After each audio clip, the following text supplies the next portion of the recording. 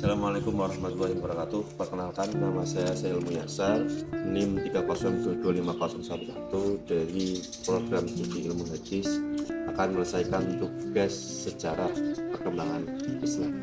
Di sini saya akan membahas tentang peradaban Islam masa dinasti Abbasiyah, Golden Age of Islam.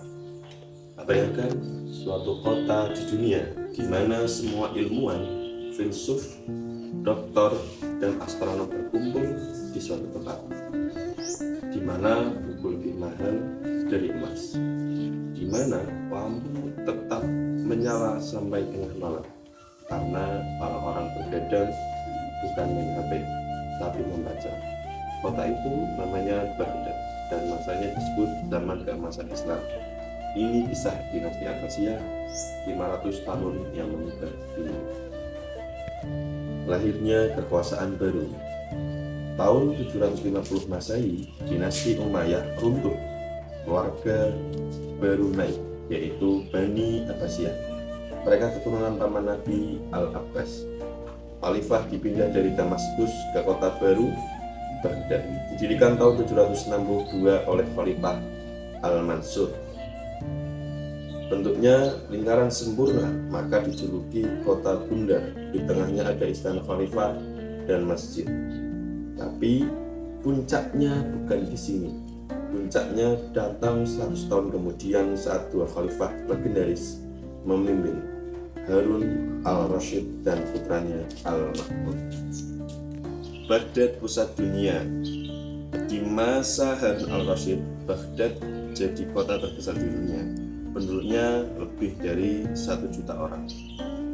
Di sini kamu bisa ketemu pedagang dari Cina, India, Afrika, sampai Eropa. Mata uang dinar, emas Abbasiyah diterima di seluruh dunia. Ada sistem pos, rumah sakit gratis, bahkan polisi pasar yang jaga timbangan biar tidak ada yang curang. Tapi yang bikin Abbasiyah beda, mereka gila ilmu. Khalifah Al-Ma'mun mendirikan Baitul Hikmah, rumah kebijaksanaan. Ini bukan cuma perpustakaan, ini universitas, lab riset, dan pusat penerjemahan terbesar di dunia. Tugas para ilmuwan di sini itu terjemahkan semua ilmu dunia ke bahasa Arab, bukan dari Yunani, Persia, India, Romawi, semua diborong dan digaji mahal. Katanya satu buku bisa dibayar seberat emas. Karena itu di Baghdad dijuluki kota 1001 malam, bukan cuma dongeng, tapi nyata. Jenius yang mengubah dunia. Pertama ada Bapak Al-Jabar Al-Khawarizmi. Dari kata Al-Khawarizmi lahir kata algoritma. Dari bukannya lahir kata Al-Jabar, tanpa dia nggak ada komputer, nggak ada HP yang kamu pakai nonton video ini. Yang kedua, Bapak kedokteran modern Ibnu Sina. Bukannya Al-Qanun, bukunya Al-Qanun fi at-Tibb dipakai di Universitas Eropa selama 600 tahun. Dia yang pertama jelaskan penyakit menular, anatomi, dan 760 jenis obat. Dan yang ketiga ada Bapak optik Ibnu Al-Haytham. Dialah yang pertama bilang mata kita melihat karena cahaya masuk ke mata. Dia bikin kamera obscura, konsep dasar semua kamera dan teleskop sekarang. Keempat, Bapak kimia Jabir bin Hayyan.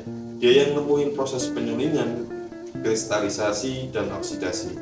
Laboratorium modern sama dengan warisan dia. Yang kelima ada astronom dan geografi Al-Biruni dan Al-Idrisi. Mereka hitung keliling bumi, bikin peta dunia, mengukur gravitasi, spesifikasi benda, dan masih banyak lagi.